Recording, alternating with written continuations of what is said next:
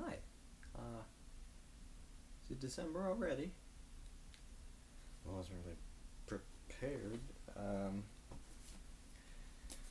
I think I'm dressed in the appropriate place for this. Give me a minute. There we go. More appropriate attire for the holiday season. Now, what sort of story shall we tell tonight? Oh, I know. I'm sure you all are familiar with the story of old Saint Nick, a jolly old man in a red suit delivering toys on Christmas Eve. Yes. But do you know where he came from? That I'm sure you know less about. It has been shrouded in mystery until now. This is a book, as you can tell. It's a book. Every story known to man in it. Yeah. You must be wondering how I, a humble storyteller, came into possession of this magical book. Well, I don't want to talk about it, so let's get into it.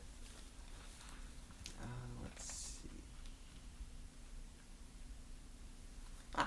Here it is. Our story begins in a very small town called Tinselton. A town that was once full of joy and merriness, but is now overrun with sorrow and misery. All thanks to the ruler of the town, the Burgermeister. At the home of the Burgermeister, a couple bundles of rags holding important secrets are left on the doorstep. After hearing a knock at the door, the Burgermeister's chief of police and right-hand man, Yokul, opened the door. He looked around but couldn't find the source of the knocking until he looked down, where he found two infants. Yokul took them into the Burgermeister's throne room, where the Burgermeister was hard at work. Yokul brought the two babies up to the Burgermeister, who was less than pleased to have his personal time interrupted. He tells Yokul to take the babies out into the forest beyond the town walls and dispose of them.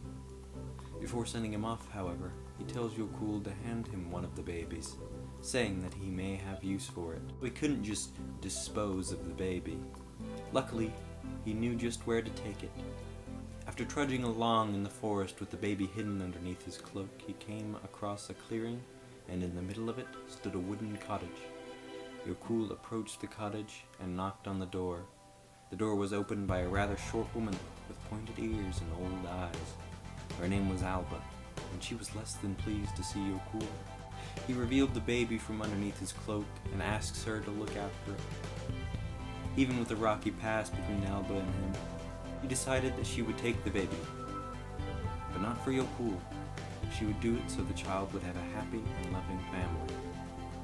As Yokul returned to Tinselton, Alba stood there in her doorway and gave the child a name. Now, the name she chose is only as important as the name he was brought into, and that name is Kringle.